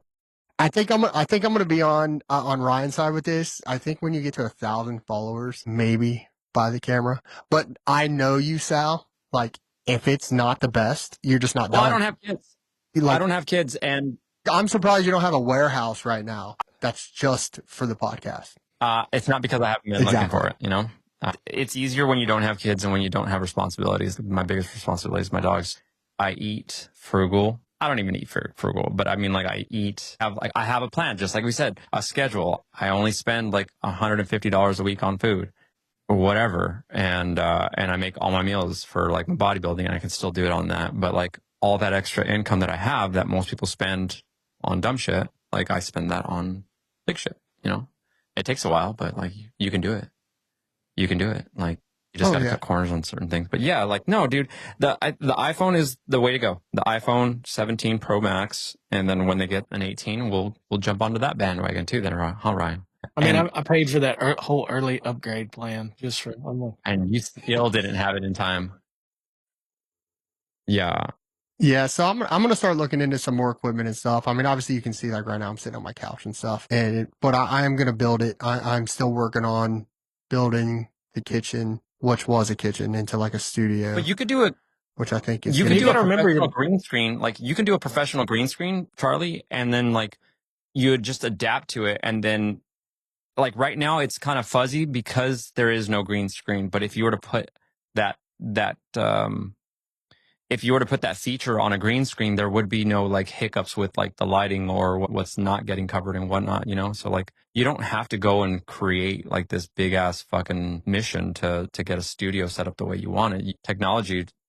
Well, what if I want to? You can. I mean, you can. And you got to remember too, not your audience, but your guest space. So like Sal and I would do this virtually. Like right now with 3 guests, we have 3 panes. So with 3 panes and us filling the frame, it really limits what the camera captures. So don't spend too much time worrying about your background all the time, because if you're doing a virtual podcast, it's going to be cut down depending on what you're filling in the frame. Like if you have a guest, an in-person guest, well, now you got to open it up a little bit. So maybe you care about the background just for that particular area. Yeah, so a lot of my podcast is going to have in-person guests. I mean, obviously I'm going to do, like virtual stuff like that, but I really want to build a place that, I want because I feel like I can get people more comfortable to talk when they're in person. They're just sitting out, and it's like having a conversation with a friend. Like it's easy for us to have a conversation because we're all friends. But like I plan on interviewing people that I probably have met maybe 1 or 2 times, and I want to get them in, get them comfortable.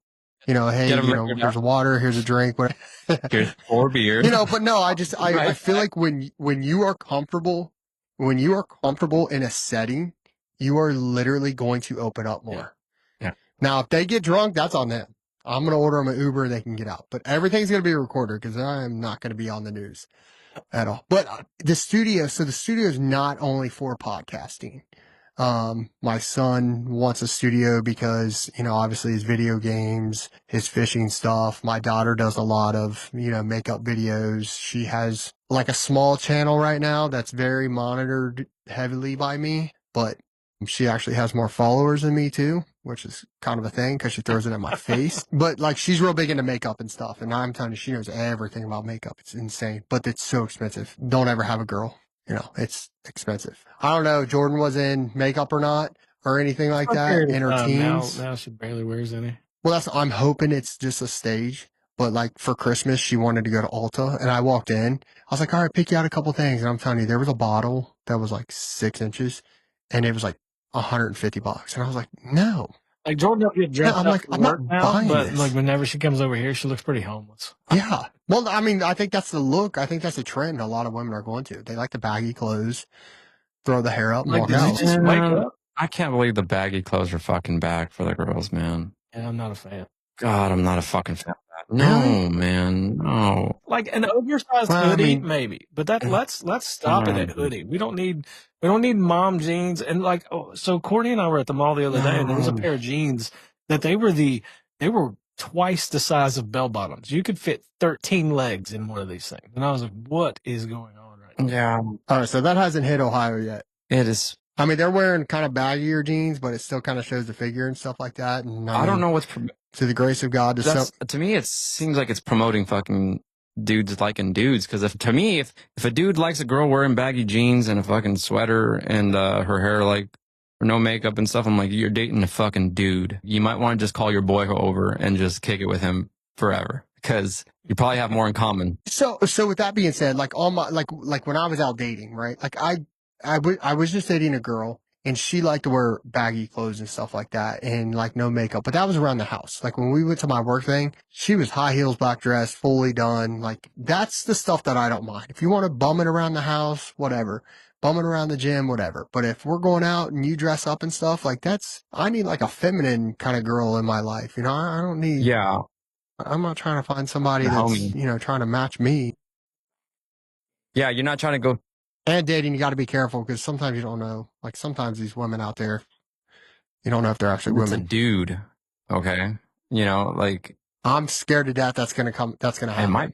I'm like they petrified. made a movie in the 80s. It's called The Crying Game. You could be victim to it. Just be careful. But they also made another movie called Crocodile Dundee, and he almost became victim of it. And he checked the goods. He did. That is still one of the best scenes of all He time. called her a Sheila. You always have to check the goods. He called her a Sheila. He's like, oh shit, you're a Sheila. And like, like maybe we are getting to that age where you got to start doing that, But for me, I think it's the world. It's not For our me- age. It's for society. me, if I could wear a suit every day, I would, Like if I could wear a 3-piece suit, if I could find a reason to wear my 3-piece suits, I would. I fucking love that era, like the 30s and the 40s, where like guys would dress up in like, khakis and like slacks and a shirt and Peaky like, Blinders. oh yeah, like, Yes. and then the girls Peaky Blinders, that's the girls great. would wear their, pencil skirts and this and that and like tights and like they'd do their hair up and like, I love that. Like to me, that's the epitome of like a man and a woman, like just a lady. If we could get back to that somehow, like that'd be amazing. Like maybe just like a retro future style of that, like I could jive with that too, but I think, For our trip, let's dress like Peaky Blinders. man, coming out of a fucking Oh my god. coming out of a fucking Toyota fucking Datsun 240 and then like just a pea coat and then just smoking a cigarette with a fucking derby cap on and just like, Ryan, fill that bitch up with 87. We can't afford this 93. I'm dead. Oh my gosh. That would be awesome. Yeah, like I love wingtip shoes and I love getting a custom made suit and just getting it tailored and fit good. And like, man, it feels good, man. I went to Hugo I Boss. like wearing a tie. Ooh, I went to Hugo Boss for looking for a black coat, and I found a tux. Now it was a suit, but they called it a tux. And I don't know about you, but Hugo Boss, I don't know if you knew this, but Hugo Boss made the suits for German SS soldiers, like I didn't know that. in World wow. War II. Like, and you wonder why they looked so sharp. Like those dudes look okay. I'm not siding with them at all on what they Right. did, but damn it, didn't they look fucking sharp? Like their fucking did. uniforms look fucking tip top. And They and did. That they Hugo did. Boss was behind it. So anyways, I go to Hugo Boss store and I put this jacket on and it fits so damn nice. And like, I was Was it like, wool? no, man, it was, I don't know what it was made out of. It was made out of happiness and joy. And I was like, I looked at the price tag and it was like $4,000. And I'm like, I will fucking Oh. pay $4,000 right now for this motherfucker. It didn't need any tailoring. The only bad part is that they were like, hey, I was like, I'll fucking buy this right now. And I was like, I'll put this on, I'll buy this. And then they're like, and I said, but hey, I need the 28 inch waist pants for these in a 34 length. And they were like, no, that one comes with a 32 waist. And I said, no, I get that. I want to buy the 40 jacket, but I need the 27 or 28 pants. And he goes, then you're going to have to buy the 28 jacket with the 28 pants. And I said, bitch, like they would not let. Wow, They you couldn't buy them as separates? No, you could not buy them in separates. And I was like, man, fuck you. I don't have that kind of money for this shit. I think I have more questions than the fact that you have a 28-inch waist. Is that like, are you still shopping like the husky section? for No. boys, or- Like Baby cat. my legs still fit like a 32 pants, what they will. But like if I wear a 20, like my waist is small because I've kept it so small over the years. But like my jacket is a 40 and my chest is a 4. It was in the peak season. It was like a 40, almost a 48-inch chest. And like, you know, sometimes I could get into a 40, but it would be a 42, but then my waist would get down to like a 28. And people were like, dude, where the fuck did you pull that number out? And I'm like, I don't know. I just never did obliques. I just Like, never did. I'm a 32-inch waist, and I've wore the same size pants all of my adult life. So I'm fortunate. Yeah, me too. Yeah, But like I'm a 32-inch or 34-inch waist, but I'm a 42-inch chest. So all my jackets are like 42 regulars. Yeah. So shopping for me was really bad, but damn it. I wish we could go back to that, guys. I really wish we could. I think it'd be awesome, phenomenal. Hey, trends come around. You never know. It might come back. Like They for might this make a trip, I comeback. say we set up cameras in this car, and like we'll be dressed just to the nines in this like beat up Toyota Corolla. Tulsa, you didn't see us coming. You were not ready for us. We're going to go down to the fucking Waffle House, like dressed up. Like, you guys Bible salesmen? Like, yeah, bitch, come on down. I'll tell you. I'm gonna have a cane and a pocket watch. Yes. Oh man. Like, I think if you just invest, okay. So I think dressing baggy and dressing comfortable promotes laziness. Like, you shouldn't feel ultimately comfortable. Like, you should feel like you put on a pair of fitting pants. And if the pants that should fit you don't fit you, you have your answer. It's time to hit the gym. Like, don't jump up to the next size. That's your cue to exit stage left, like now. But I think that if you invest in how you look and how you feel, it's gonna propel you further with everything. That's just, you just become approachable. You look like you care on the street. People are going to flock to you. They're going to be like, oh my God, that's such a nice suit. Like, what do you do for, actually, I just dressed like this because I fucking wanted to. I said, I'm actually a cop. Hell yeah. Like, I remember going out to the country bars out here in a fucking, like, it wasn't a fucking 3-piece, but it was like a fucking suit. And they're like, what do you got going on tonight? I was like, nothing. I just felt like dressing up. And they're like, you look great. And I was like, I feel good, like, but then that was alcohol involved as well, so I had a few drinks to kind of propel me into that feel good zone. So I don't do that anymore, but yeah, I would still do that. And I think society needs to kind of go back to that. Personally, me, I don't know. I miss those like leather Western vests though too. Oh yeah, like kind of like what Chris Pratt would wear, and you know what I mean. In like Jurassic Park. Well, yeah, I mean Jurassic Park. That was more like a tactical vest, but like in what was it, Magnificent Seven? Like, oh yeah. You could do it, Ryan. Just make sure it's a good quality vest. You don't want to look like you just like. Just bring the trend back. Just throw You know a what? vest I'm on the gonna next Google one one and right bring the now. trend back. I think Charlie had a black fucking vest that he would wear on his crotch rocket. Oh no, it was black cowboy boots on a crotch rocket. And Yes. I don't think Yes. Charlie It was black cowboy I said, boots. Charlie, what are you doing? They're like, I'm a biker. And I'm like, I think you got the wrong biker. Like, you're supposed to be wearing like different boots. They had like silver. They had like a silver It had a nose, silver tip in the and like there was like little silver around it and everything. And he's like, "Hey, bro, I don't think those are biker shoes." I'm like, "Well, it's what I have." I may not be shopping right now. I love my life. I fucking do. It's so good to be back on here with you, Charlie, and these. Charlie, okay, honestly, how long has it been since, for the viewers, how long has it been since we've been in each other's presence? I'd say the last time I saw you was 2014. Yeah. And then right 14. off the bat. Same with you, Ryan. I think 14. Right off the bat, like we didn't skip a beat, and it's straight to fuck you, Charlie. Well, that's what I mean. Like I haven't. I mean, hell, there was times I'd go a year without speaking to either of you, and it's like we text out of nowhere and we just pick right back up where we Yeah, I left off. FaceTimed you last night. And that's Like, the first it's time I just- talked to you in fucking years, other than text. Yeah, and it was, and I felt like I just talked to you the other day. Like it was no difference. I mean, I'm so glad you guys are doing great and everything. And obviously everything, no homer or nothing. You guys look good. You look like you're taking care of yourself. You look like, you're out there kicking life's ass, and that's how it should be. But Sal, if you don't get a helicopter soon, and I want to see Ryan propel out in his vest. I'll get it too. Oh, man, I will do that. And I'll pull up in your like little station wagon car and drop it off and ride off on my motorcycle with my black boots. If right now somebody was like, hey, sell your car, or like, hey, just give me your car and you'll get your license, you'd take the car. Like, fucking, let's get this license right now. Like, let's. I mean, I'll print you out a license. Charlie, Give me a car, I'll give you a license. I mean, So Charlie and I. it might not be legal, but Ryan. I mean, I got you. Ryan, we need Charlie. It's about time that we tell people about these licenses that we used to make. Oh my gosh. No. Okay. So, you know how in the military you used to have to get your what is that? What is that car called? It- like where you have to like take that bike course. The motorcycle safety course. Yeah, the motorcycle, the MSF card. I used to make those at the barracks and sell them. We made them for each other and we turned them into fucking posts. And it worked. It worked. And then I would get all these other people like, I'm buying a motorcycle. Can you make me a card? And I'd be like, yeah, give me $10. Set it on the crash. Just give me $10. I would make them a card. And it got so bad where I'm like, oh, dude, everybody's asking me for this damn card now. And we I'm going to get got tired.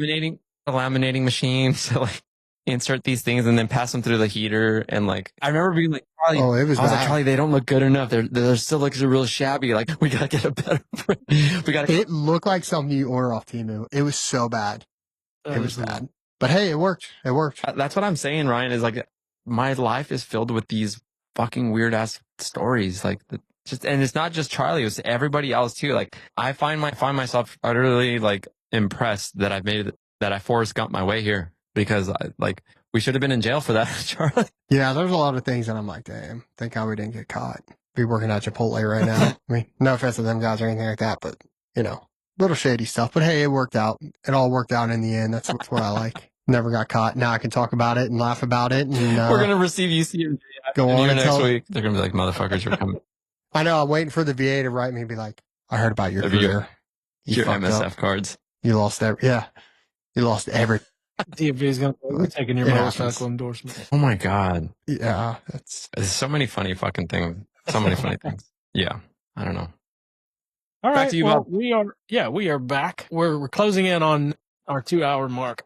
Charlie, have you had any other lessons learned since you started your podcast, or any other epiphanies? Anything in this conversation that has been like resonated with you that you're like, oh, I got to do this now? Yeah, I mean, a few things. First and foremost, make sure the phone's charged. I got like 5% left, but I mean, it'll be all right. No, I've learned a lot. Like I'm sitting here and I notice my mic is bouncing a lot. But I think that's placement of how to set everything up. What YouTube definitely have taught me right now is basically just go for it and learn on the way. Don't be afraid to just like take a chance here. And if it doesn't work, fuck it and fix it the next time. Like I've seen your guys' podcast grow. I've watched a lot of your videos and everything, and you guys have gone such a far way in such a short time. And I'm like, I need to make sure I'm on that same 3 trend. months. You know, 3 months. Exactly. And in 3 months, you guys literally look more professional now than ever. You look like you're starting to get a hang of it and stuff. And I'm sure it took hours and stuff like that. But like what I've learned from here with the podcast and stuff is a couple things. Obviously, got to get more equipment. Got to update. I'm not saying really update it because I kind of like what I have, but I do want to get like just different soundboards and stuff. Obviously, you got to figure out the camera stuff. But what I really like the most, and I really appreciate you guys like bringing me on here, is I've learned that, you know, fuck it. I'm just going to go all in. I'm going to go all in. I'm going to keep trying it. And if it works, it works. You know, if not, I'll just try another episode and I'll just keep seeing where it goes and everything like that. But I think what you guys do make a difference, and I'm hoping to follow that trend. And I'm hoping, you know, maybe after I get, you know, 3 months in, you guys can come on to my podcast and it'll all work out. Fuck yeah, we'll be there. Yeah, don't get so Mix them wrapped up together. chasing perfection. It's not going to be perfect immediately. Like, go back and look at some of our very first episodes, and oh, man, they were rough. Yeah, it was. But that's how we grow. That's how we learn. That's how we grow and stuff. I mean, I've already looked at my first episode and thought, I'm not going to listen to this guy. Screw this dude. Yeah, it's you know, you're just gonna keep plugging away at it, like just keep creating content, more content, more content, more content. And then like, it might not be your 99th episode that makes it big. It might just be that 100th episode. I was fucked up. We're going to edit that out. No, we're not. But it might, I do promote the podcast a lot. yeah, you have to, but like, you have to get on there. You have to make your commercials. You have to get your banners and all that stuff. Like, but like, Yeah. you don't need all that to get started. You just need to get out there and create that space for people to listen to and get on Spotify. That's our next thing. Yeah. So Getting on Spotify's Spotify. are next. Well, like, I do have an intro video I worked on and created. So hopefully when this episode is published, then it'll have an intro video attached to it. But also, my question for you is, where are you available? Are you only available on YouTube right now? Charlie's phone died. Phone died? Charlie, your phone died. All right, guys. So with that being said, Charlie's podcast is available on YouTube. I checked it out myself. The link to that will be added to this video. Charlie is a dear friend of ours and a brother, and we love him to death. You guys can see that he can hold a conversation forever. Very smart guy, very smart individual. It would behoove anybody to listen to what Charlie has to say. He's been through a lot. And if you guys don't get anything else from this episode, just know that we love you. I love you. Ryan loves you. And you don't have to be perfect today. No one's perfect. Only Jesus is perfect. And it's just about getting started and taking that first leap of faith in whatever it is that you want to do. Please remember to like and subscribe. We love you, fam.